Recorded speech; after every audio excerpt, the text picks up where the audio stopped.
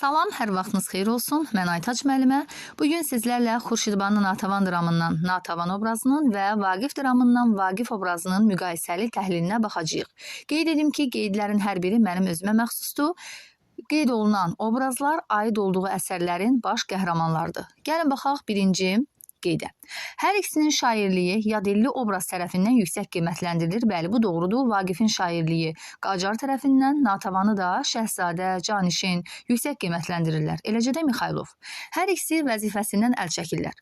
Vaqifin vəzifədən əl çəkməsini biz oğlu əlinin dilindən eşidirik. Natəvanı da sonda görmüş oluruq. Əsərin sonunda öz dilindən səsləndirilmiş olur. Hər ikisi öz taleyini xalqına qurban verirlər. Bunu da biz fəaliyyətlərində görmüş oluruq. Hər ikisi şair idilər, bəli. Hər ikisinin şeirlərini həm özləri, həm də digərlərinin oxuduğunu görürük. Məsələn, xanəndələr tərəfindən oxunulurdu. Natəvanın şeirini, qərənfil şeirini bəyimin dilindən səsləndirilərkən görürük və s. Hər ikisi xalqa bağlı idilər, bəli. Hər ikisi qarşısındakı şəxsə fikrini çəkinmədən deyirdi, vüqarlı idi. Vaqifin Qacarla dialoqu səhnəsində biz bu məqamı görürük. Natəvan da həm Canişinə öz sözünü deyir çəkinmədən, həm Məliküldövləyə, həm də Şəhzadə ilə dialoqu zamanı fikrini çəkinmədən bildirmiş olur. Hər ikisinin ailə həyatında məhrumiyyətləri var idi. Hər ikisinin ən azı 2 dəfə ailə qurduğunu deyə bilərik. Natəvanın həyatında əvvəlcə Knyaz Xasay, sonra isə Seyid Hüseyni görmüş oluruq. Vaqifin isə əvvəlki həyat yoldaşı haqqında məlumat almırıq biz əsərdə, amma məlum olur ki, Xuraman onun ikinci həyat yoldaşıdır. Bir də Əli bəyin nitqindən ögey ana ifadəsi keçmiş olur. Hər ikisinin ailə üzvü həbs edilmişdi. Vaqif dramında Vaqifin oğlu Əli bəy idi ki, Vaqiflə birlikdə həbsə salınmışdı. Seyid Hüseyn Natəvan icazə vermədiyi üçün gedə bilmir Fərəc bəylə, sonradan özü getmiş olur və nəticə olaraq həbs təhlükəsi onu gözləyirdi. Hər ikisi xəyanətə uğrayırlar, bəli. Natəvan öz təbəqəsindən olan insanlar tərəfindən xəyanətə uğrayır. Fərəc bəylərin, Zahir bəylərin xəyanətindən söhbət gedir burada. Vaqifə qarşı isə Xuramanın xəyanəti var idi. Hər ikisi tarixi dramın baş qəhrəmanıdır, bəli.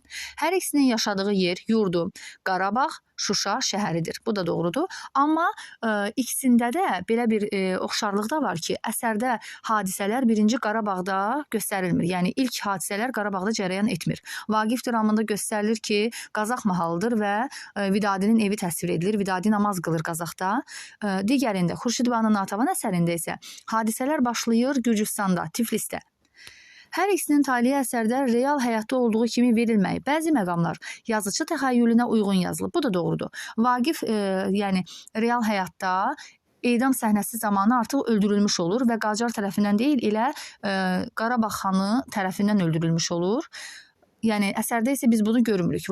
Xurşidbanı Natəvan əsərində isə görürük ki, Natəvan Knyazla getməyə Dağıstana razı olmur. Deyir ki, mən bu faciəli xalqımı qoyub gedə bilmərəm, amma Knyazın da getməyini normal qarşılayır. Amma həyatda belə olmamışdı. Knyaz ona gəl biraz da gedək, Dağıstanda yaşayaq deyəndə Natəvan onu qəbul etmişdi. Başqa məqamlar da var, yəni tarixlə əsərdə bir-biri ilə uyğun gəlməyən. Hər ikisi yüksək vəzifə sahibidirlər, biri xan və vəzir. Lakin testə düşsə ki, Natəvan Qarabağın xanıdır, bu ifadəni yanlış götürəcəyik. Çünki Qarabağ xanlığının özü belə həmin dövrdə imperatorluqdan asılı idi, Rus imperatorluğundan. Hər ikisinin fəaliyyəti Qarabağ xanlığı ilə bağlıdır, bəli. Hər ikisinin Azərbaycan dilini yüksək tutduğu öz dillərindən verilməklə göstərilir. Vaqiflə Qacarın dialoqu zamanı biz bunu görmüş oluruq. Yurdunun oğluyam mən də, az-az uydururam yeri gələndə. Yəni, mən farsça yazıb yarada bilməyəcəyəm. Natəvan da bir çox əsərləri, yəni yazıçıların əsərlərini Azərbaycan dilində uşaqların oxuyacağı günü görəcəyini bildirir. Buna inanırdı. Ana dilini yüksək qiymətləndirirdi. Hər ikisi vəzifə sahibi olsalar da, aşağı təbəqənin insanları ilə olan münasibətlərinə, səmimi münasibətlərinə yer verilir. Bəli, Vaqifin ətrafında kəndlilər var idi, onlarla xoş münasibətlərinə yer verilir. Natəvan isə həm Şahmar, Möhnət, həm də bəyimlə olan dialoqlarında bunu bizə göstərmiş olur. Hər ikisi qonşu ölkənin mədəniyyətini tərifləyir.